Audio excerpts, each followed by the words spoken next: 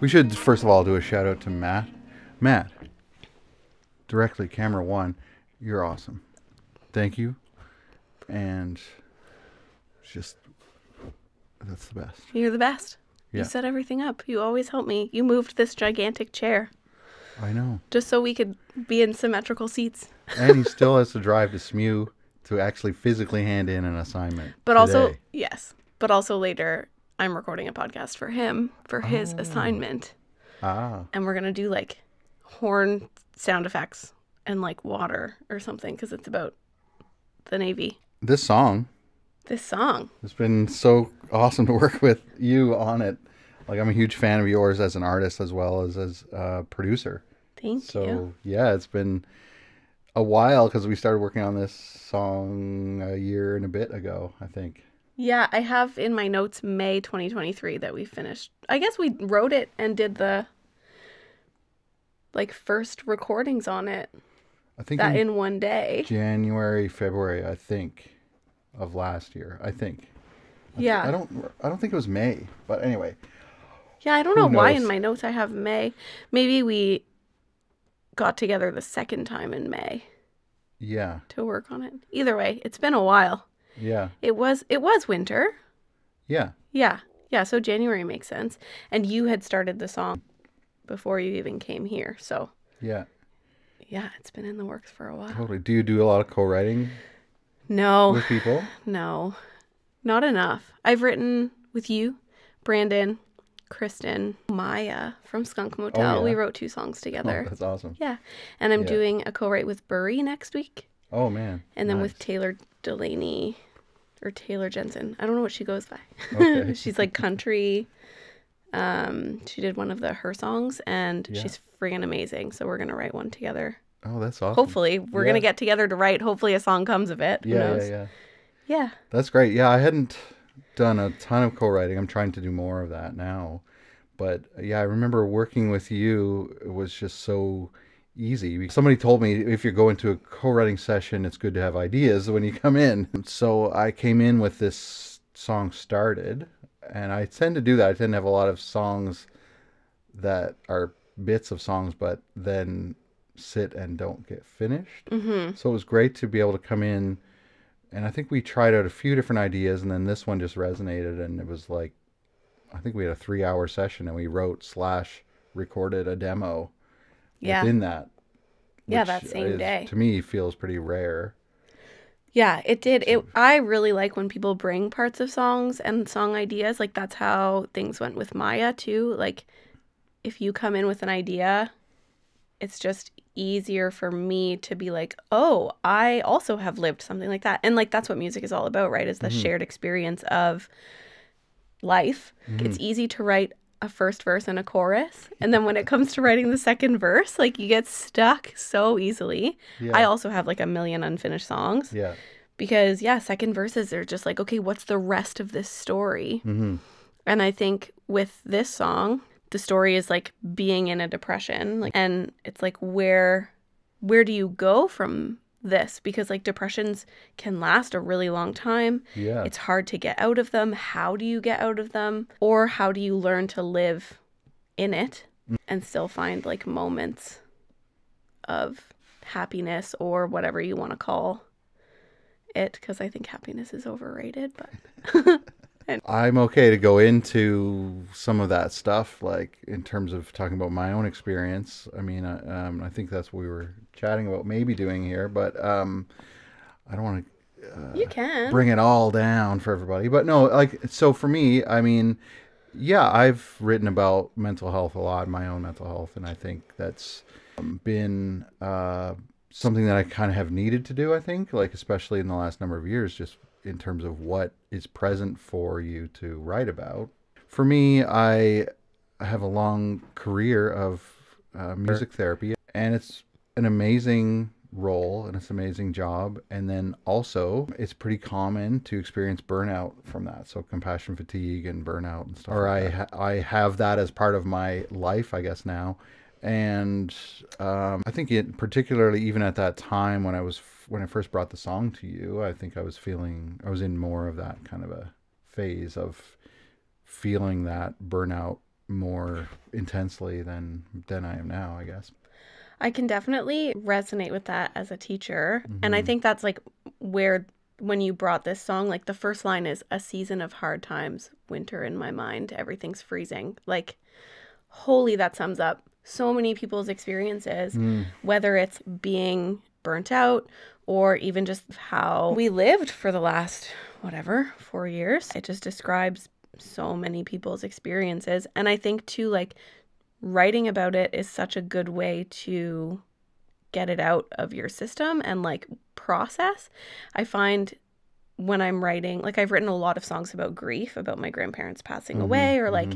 like Pillow Lines is about how I imagined my grandpa would feel living by himself after having lived with my grandma for 70 years. Like, Mm. that's a long time to live with someone and then be alone. Yeah. And I couldn't play that song without crying for a long time. Like, I didn't Mm-hmm. share it with people, and because I just like, I wrote it for me. And then I was like, you know what, people have experienced this and have experienced loss, and it just helps process, and making that kind of like, this is a universal thing Mm-hmm.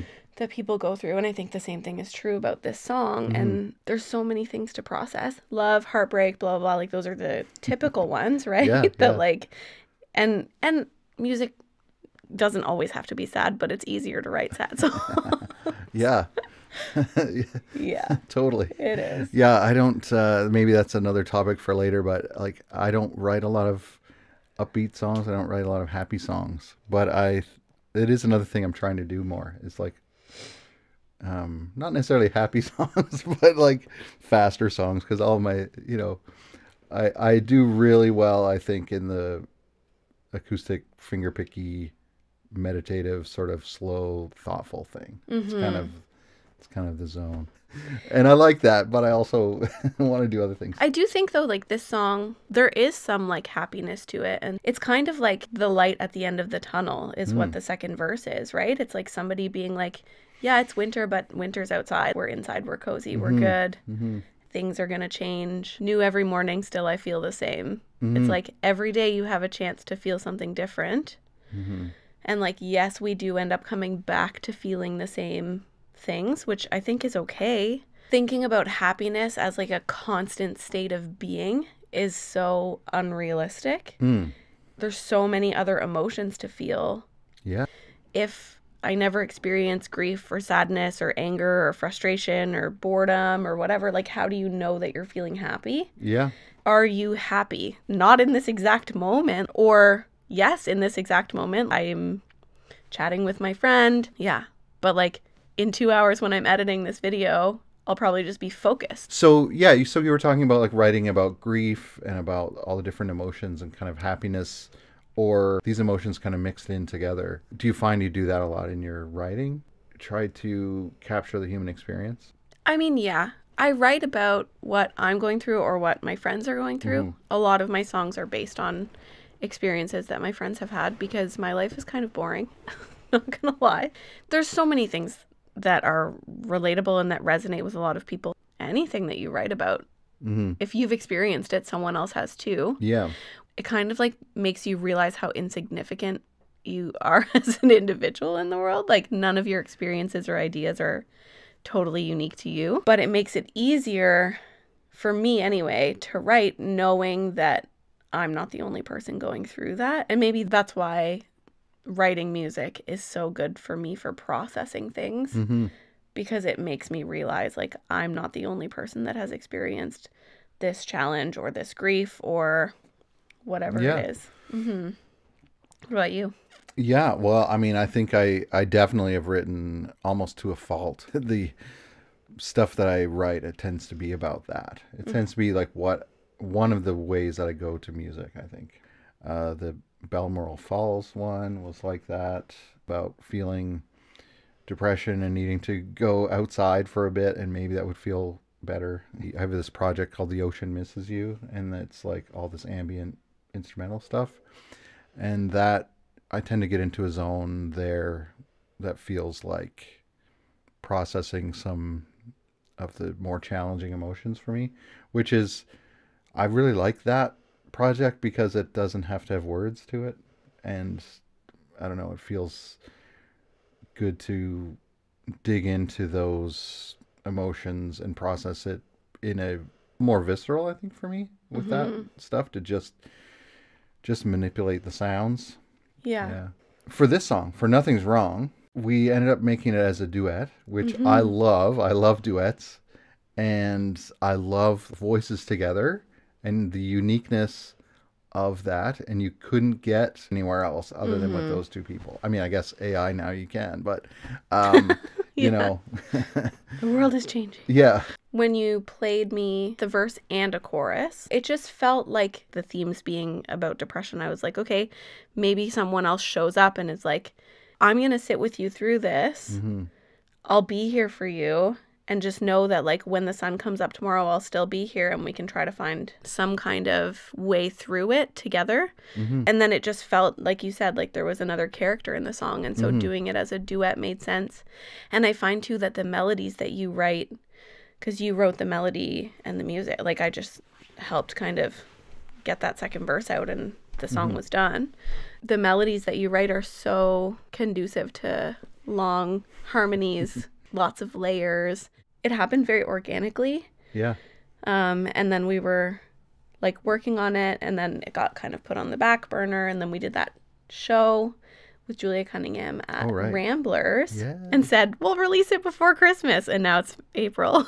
Hey, you know. It's only 4 months late. It's not that bad, right, January? Yeah, we're only 4 months behind. That's actually pretty good for a musician. It's pretty good for me. I don't know. I'm patting myself on the back. Yeah, you should. No, I'm just teasing.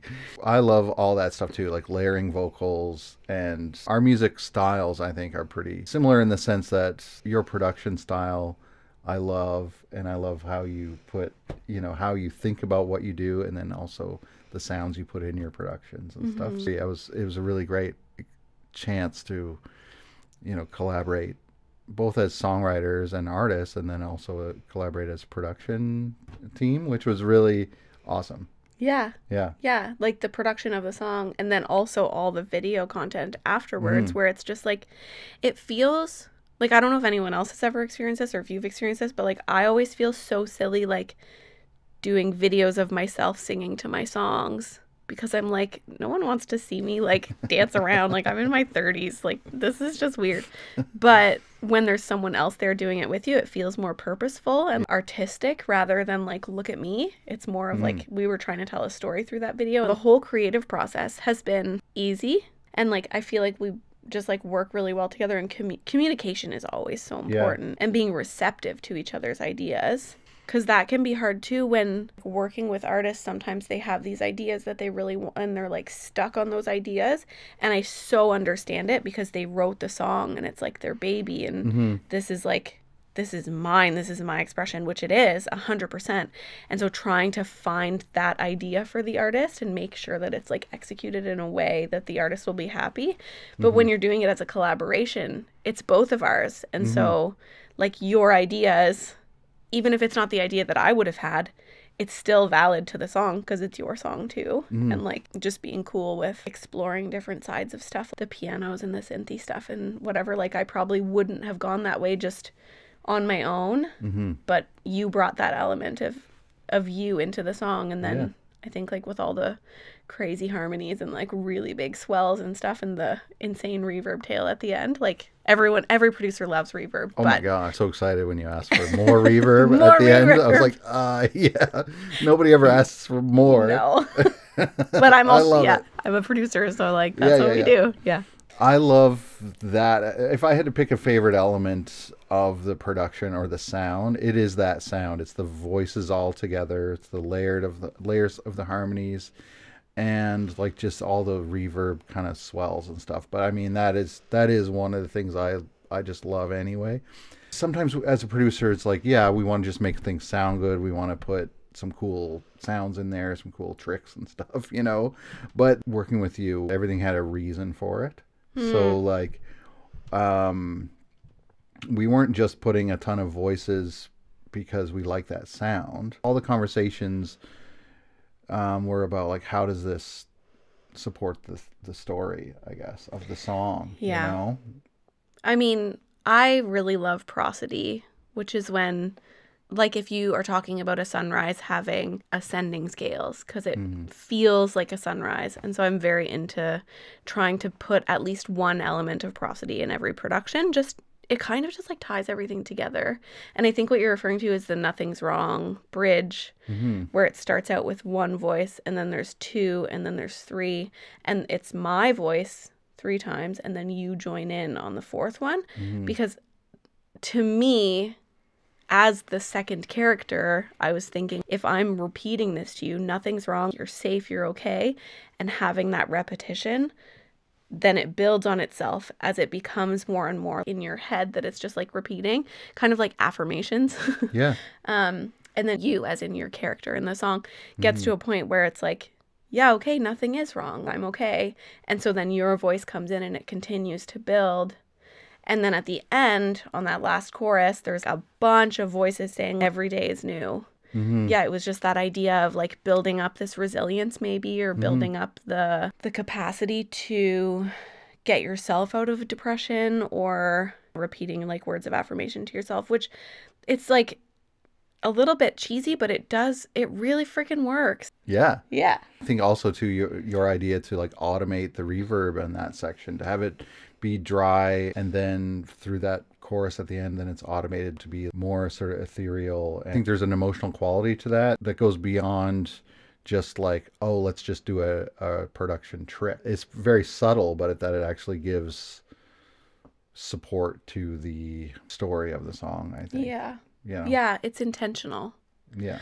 I think that everyone has a different workflow and a different way of doing things in the studio. And like when I went to Fang and did like a 3-day mentorship with Thomas Stager, who's amazing. Yeah. I was like, why are you doing that? And he was like, and he had to think about it because it had become so second nature, which is awesome. Like I wish I was at a point where it was second nature to me, but because I'm still so new and still learning so much about everything to do with music production, I really have to think through, why do I want this? But that I think is a positive. Like, yeah, I don't know if that's how you've been producing for a bit longer. I don't know if I've been producing longer than you, but because I still feel like I'm pretty new. I mean, I've been doing home recordings forever, and then I think it's been probably 4 years since I started. Like, I took some production online lessons from John McLucas and Seth Goodwin. And I was able to do a mentorship with Lil Thomas at Sonic Temple, which was amazing. And then just learning as much as I can from everybody, and like yourself and Aaron from Pillow Fight. We talk on Instagram quite a bit about like just production ideas and different. Yeah, he's the best. He always sends ideas, and he's like, what are you doing for mastering? Or I just got this plugin, like you should check it out. Yeah, he's such a good friend. Yeah, there's a lot of them, like John Mullane too. Oh, John, yeah. Or even like Aaron Costello. I was engineering drums for the first time in this room, and I posted an Instagram story like, wish me luck, and Aaron Costello was like, good luck, you're doing amazing. Oh, and that is awesome. Like, yeah, it's such a community, even though it's all online, like these people in real life, and so it's just nice that they're paying attention to what you're up to, and then they're supporting you. For a long time, I wanted to be doing music as an artist and music as a producer as well, and that's a huge part of me, but that I was like, for whatever reason, I believe that wasn't possible, or wasn't possible for me. So then I was doing all kinds of other things, music related, helping other people do their music stuff. For me, I was doing one and not the other. Yeah. And so as a producer, that's the same for me too. Or I have a very similar journey with that too, where I was like such a huge fan of so many music people and the work they do. But I never sort of thought that was possible for me to be doing that. And so when we talk about people who've encouraged you, or people in the community, whether locally or online, other producers who are encouraging to you, to me, that's just like gold. I never thought that would be, I thought from the outside, I thought the world would be more competitive, or poverty mentality about like, oh, you can't think someone else's work is good because you got to one up them and you got to, you know, their competition and stuff, you know. Yeah. And I've been so delighted that people are very encouraging. Yeah, it's not like that at all. Yeah. So we're releasing this song. Yeah. Finally. I'm so excited. Me too. And I'm excited for people to hear it. And congratulations. Thank you for working with me. Congrats to you too. Yeah. This is awesome.